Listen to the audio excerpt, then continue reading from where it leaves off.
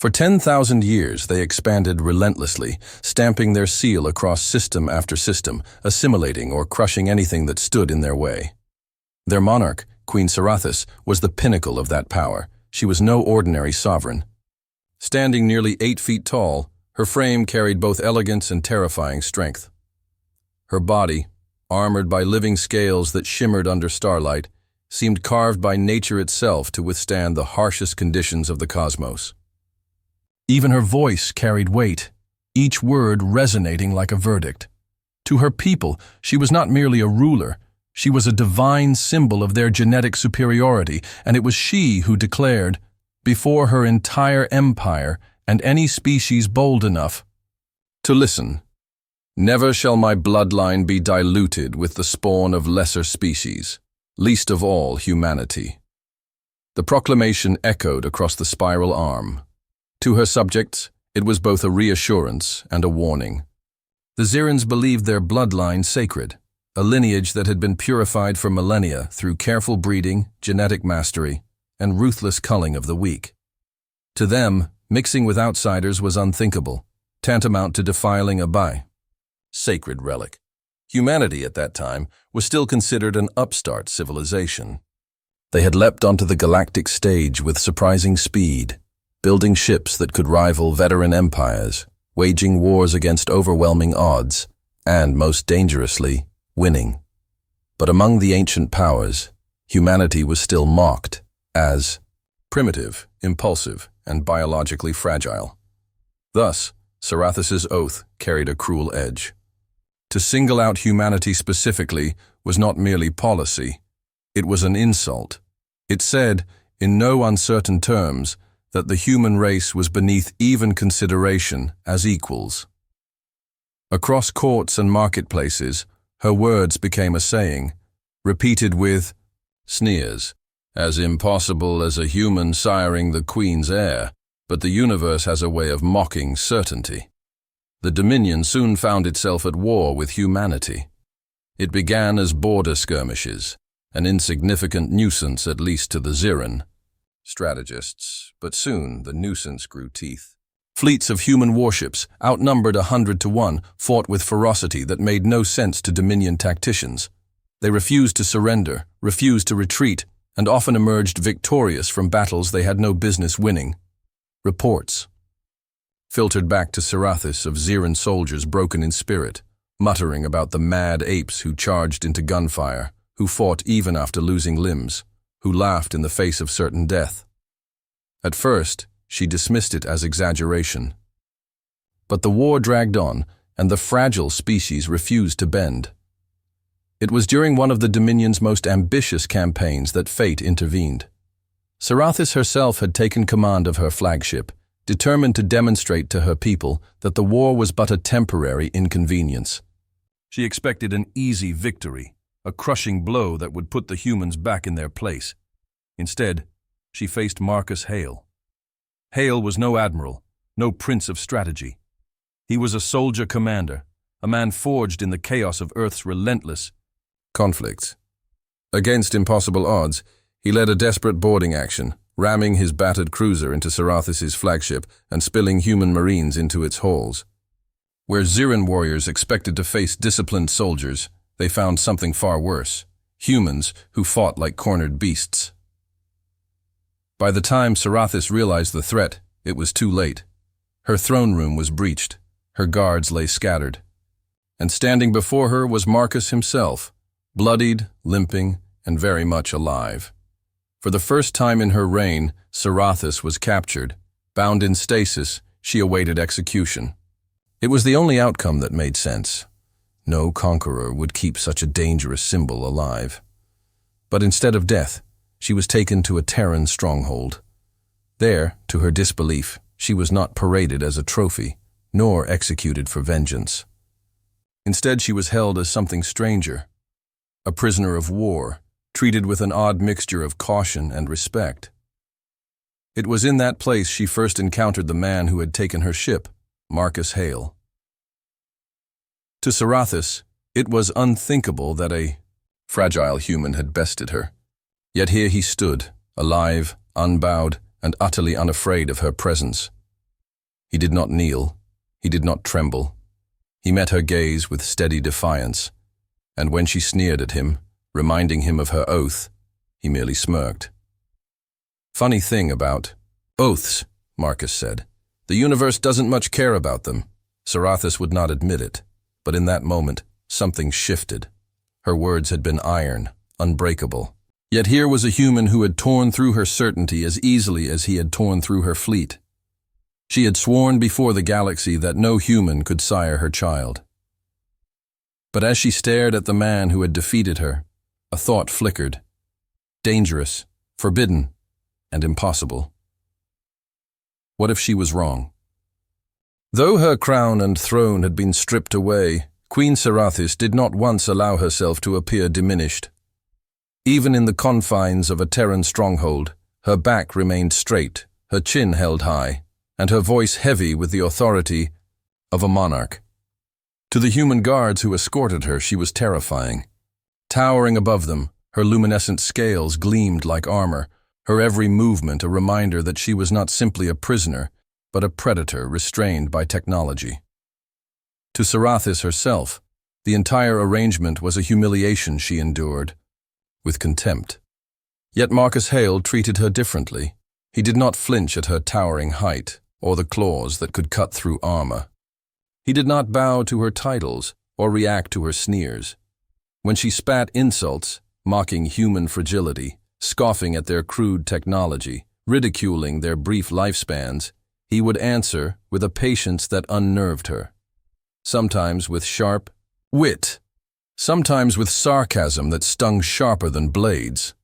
"Fragile," Marcus had said once, cradling a freshly set arm in a sling. "I got shot, torn up, and still walked back here on my own legs. You call that weak? A machine breaks once. And it's done. Flesh heals, learns, fights again. You tell me which is stronger, Queen." The words lingered with her longer than she cared to admit. Over the weeks, their exchanges became less like the barking of enemies and more like the clashing of equals. Sarathis still mocked, but Marcus met her challenges without fear.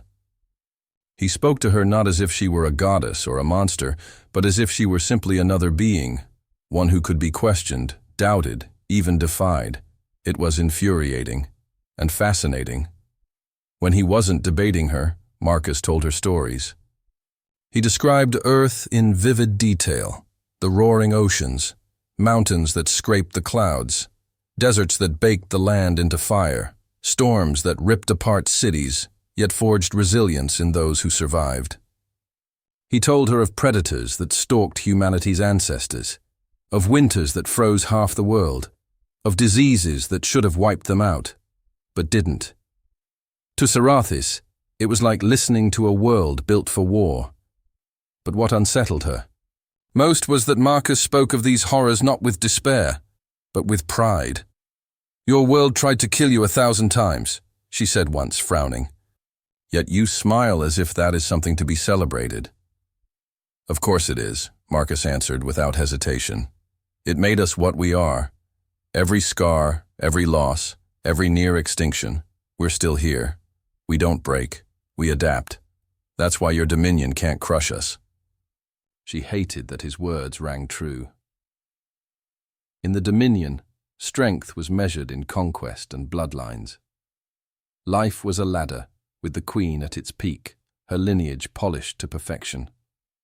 The weak were discarded, the unfit erased. Bonds like love, family and friendship were considered distractions at best. At worst, they were liabilities.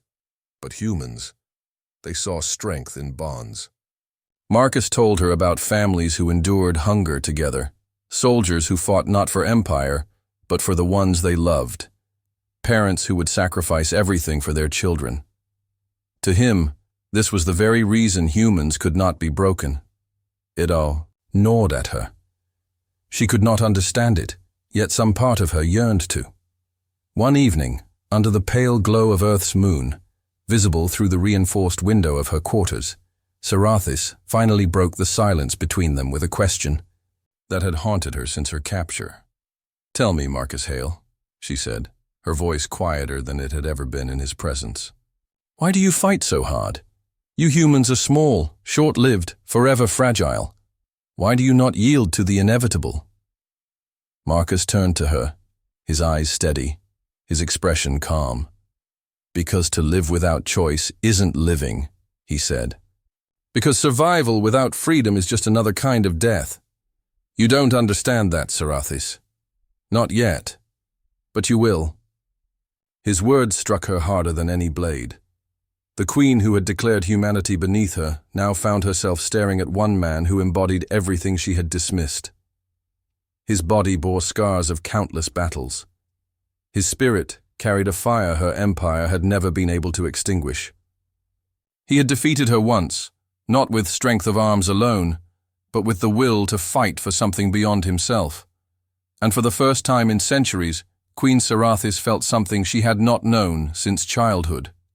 It was not anger. It was not hatred. It was not conquest. It was the flicker of doubt. Her pride had not yet broken, but it was bending, and she knew with a dread she could not admit that if she bent any further, she might never stand the same again. The war between humanity and the Ziran Dominion did not end in a single decisive battle, but in a series of humiliations for the Empire. Again and again, fleets that should have crushed Earth instead found themselves routed, stalemated, or outright destroyed. The Dominion's generals began whispering of human unpredictability, of tactics that ignored logic but somehow yielded victory. At last, battered and weary, the Dominion's rulers sued for peace. Queen Sarathis, still officially their monarch, was returned to her people, but not to the throne she once held unchallenged. Her capture, her failure to annihilate humanity, had weakened her position. Rivals circled like vultures, and whispers of betrayal seeped into the court. Yet Sarathis did not return to the Dominion. She stayed on Earth. Officially, she claimed the role of ambassador, a representative ensuring the fragile peace held. Unofficially, she remained because something bound her there, something she could neither admit nor sever. It was not chains of iron, but of curiosity, and something far more dangerous: her bond with Marcus Hale. At first, she told herself it was strategy. By studying this human, she could learn the secret of their resilience, perhaps find a way to reclaim her empire's dominance. But the truth was more complex. Marcus treated her as he always had, with stubborn respect and an unshakable refusal to bend. He was no sycophant bowing before her, no trembling servant terrified of her claws. He was a man who had stood against her in battle and now stood beside her in peace. His scars fascinated her. His stories unnerved her. His laughter, so unashamed, so free, pulled at her in ways she could not understand. Nights spent in conversation grew longer. Arguments once sharp with venom softened into debates edged with humor. More and more, Sarathis found herself listening not to outwit him, but to understand him. And slowly, impossibly, admiration crept into her heart. The unthinkable became inevitable. 1. Night, under the pale silver of Earth's moon, Marcus and Sarathis stood together on a balcony overlooking the ocean. The waves crashed against the shore like 1,000 drums, their rhythm ancient and untamed. For a long time, neither spoke. Finally, Sarathis broke the silence. "In all the Dominion's archives, in all the genetic histories of my people, never has there been record of one such as you. A species so fragile, yet so unyielding. You should not exist, Marcus Hale. And yet here you are, mocking inevitability." Looked at her, his expression unreadable, then said softly, "Maybe inevitability is just another word for chains. And we humans don't wear chains well." Her chest tightened at his words. Chains. She had lived her entire existence bound by them, chains of tradition, of purity, of a throne that demanded perfection at the cost of her own soul. And suddenly, she hated those chains. Before she could Stop herself, she asked the question that had haunted her in secret. If the universe were cruel enough to bind me to you, Marcus Hale, would you bear it? He smiled faintly. I already do. The moment that followed shattered her oath. Sarathis, who had sworn to the galaxy that no human could sire her child, crossed a line that night. Queen and soldier, conqueror and prisoner, alien and human, titles dissolved beneath the touch of something older than empires. What they shared was not conquest, nor strategy, nor politics.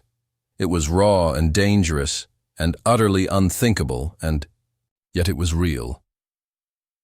Weeks later, Sarathis discovered the impossible truth. Her body, so carefully bred for purity, had accepted what it should have rejected. She carried within her a spark of life, a child. Not fully Siren, not fully human, but something in between. She locked herself away for days, raging at the impossibility. Dominion biology dictated purity above all else. The laws of nature, the pride of her people, the oath she had carved into, the stars themselves, all shattered in a single truth. She was pregnant. When she finally confronted Marcus, her fury was a storm. "This cannot be," she hissed, her claws flexing. "My kind and yours. We are not meant to mix. It is forbidden. Impossible." Marcus did not flinch. He looked at her with the same calm resolve that had infuriated and enthralled her since the day they met. "Seems your body disagrees," he said quietly. "Life doesn't care about rules, Sarathis. Life finds a way." Her hands trembled. She wanted to tear him apart, to erase the truth with violence. But instead, to her own horror, tears welled in her eyes. Tears her people had once called a weakness unworthy of a queen. Her oath was broken. The announcement struck the galaxy like a thunderclap. Queen Sarathis, once the living embodiment of Siren purity, the monarch who had sworn before the stars that no human could sire her child, was pregnant. And worse, the father was human. Thawai. Dominion erupted in outrage. To them, Sarathis had tainted a bloodline that was considered sacred, undoing millennia of careful breeding and genetic refinement.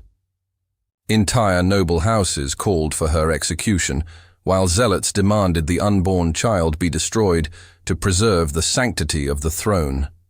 Armies that once marched proudly beneath her banner now muttered of betrayal, her once divine authority crumbling in whispers of the broken queen. Assassins struck first. A Siren noble sent blades of living metal, cloaked in shadow, into the stronghold where she resided. They never returned. Marcus had met them in the halls with nothing but a sidearm and a fury born of love. By dawn, the walls ran with alien blood, and the message was clear. To reach the queen, one would have to walk through him. But if the Dominion seethed with rage, humanity responded differently. To the Terran people, the unborn child was not an abomination but a miracle, proof that the gap between species was not as unbridgeable as the old empires insisted. To them, the child symbolized something profound, the possibility that humanity, long dismissed as fragile and unworthy, was more adaptable and more essential than the galaxy dared believe. And in the heart of the storm, Sarathis herself began to change. Her pregnancy was unlike any she had witnessed among her own kind. Her body ached in unfamiliar ways, her once perfect grace clumsy under the weight she carried. For the first time in centuries, she found herself vulnerable. And yet, in that vulnerability, she discovered something the Dominion had denied her: tenderness. Marcus remained at her side through every moment. He held her when pain racked her body, steadied her when balance faltered, and spoke softly when fear threatened to consume her. He never mocked her weakness, never treated her with pity.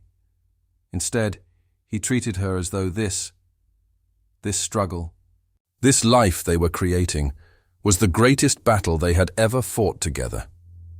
One night, as Sarathis pressed her hand against the faint movements within her, she whispered, almost in disbelief, "This This is what you fight for, isn't it? Marcus nodded, his eyes soft. Not empires, not thrones, just this. A future worth bleeding for. The queen who had once ruled through fear felt tears burn her eyes again. She had mocked human bonds as weakness. But now, carrying her child, she understood them. For the first time, she was not fighting for dominion or pride. She was fighting for family. When the child was finally born, the galaxy held its breath. It was small compared to Sarathis, yet stronger than any human newborn.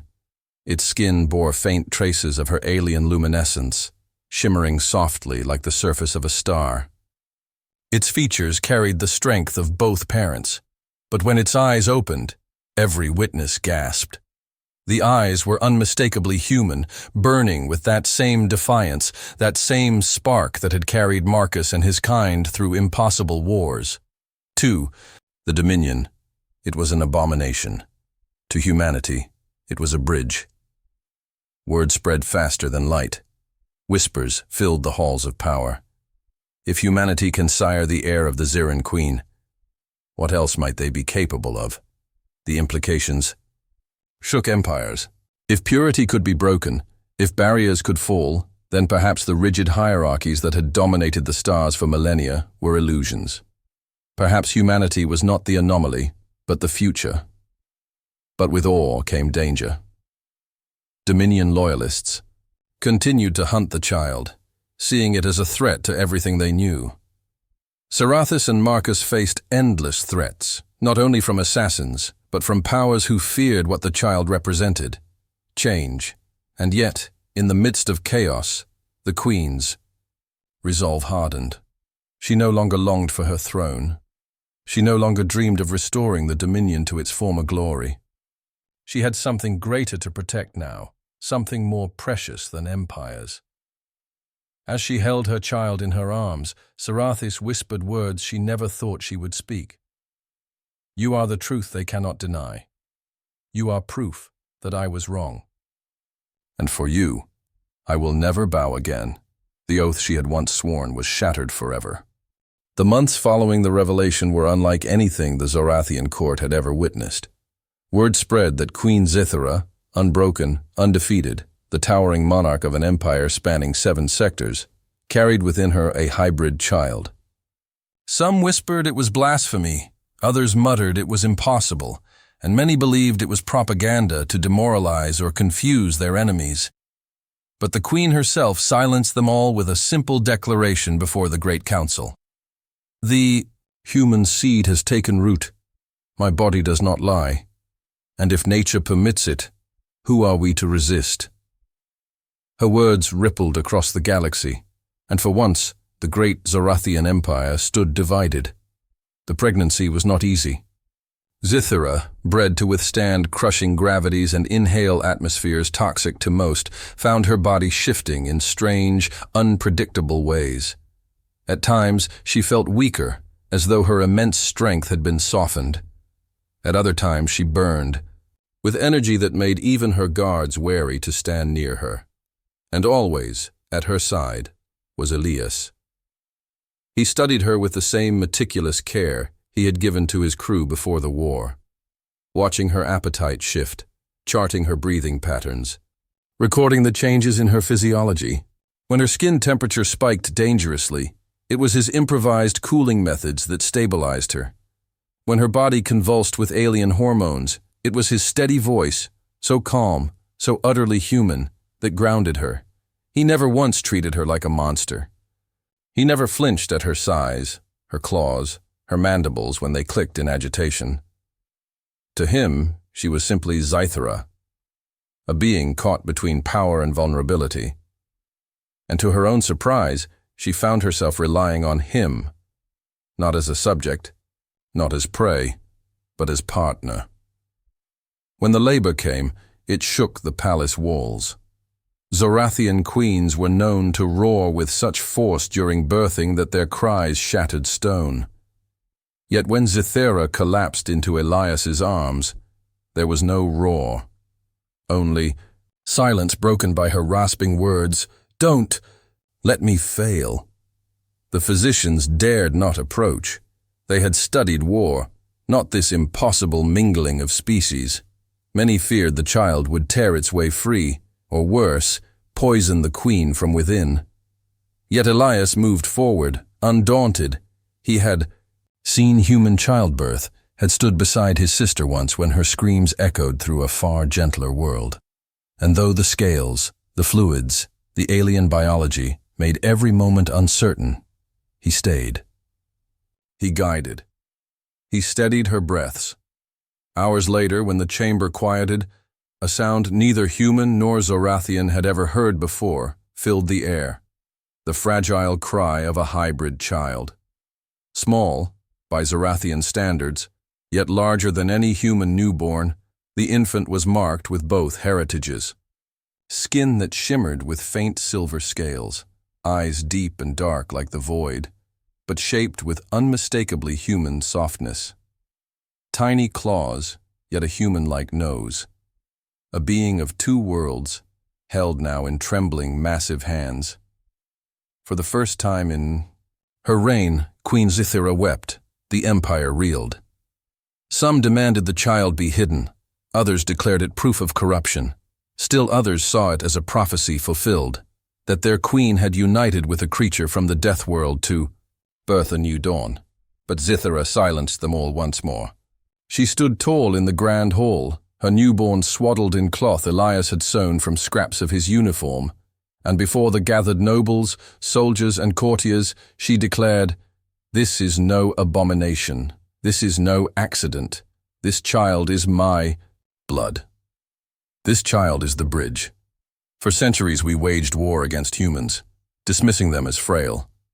Yet one stood against me, and where none could conquer, he endured. Now his line is joined with mine. The future will not belong to purity. It will belong to survival." Her words could not be undone. From that moment, the hybrid child became the living symbol of a new era. Elias, once a prisoner, was no longer chained. He walked beside Sire, not as consort or servant, but as something far stranger, a partner chosen by fate. Their child grew quickly, showing strength that frightened, the old guard and curiosity that astounded the scholars. Where human ingenuity met Zorathian resilience, possibility bloomed, and through it all, the queen remembered the day she had sworn that no human could ever sire her child. She would sometimes laugh at her own arrogance, though only in private, when Elias teased her about it, for she knew the truth now. The human had not only sired her child, he had sired the future.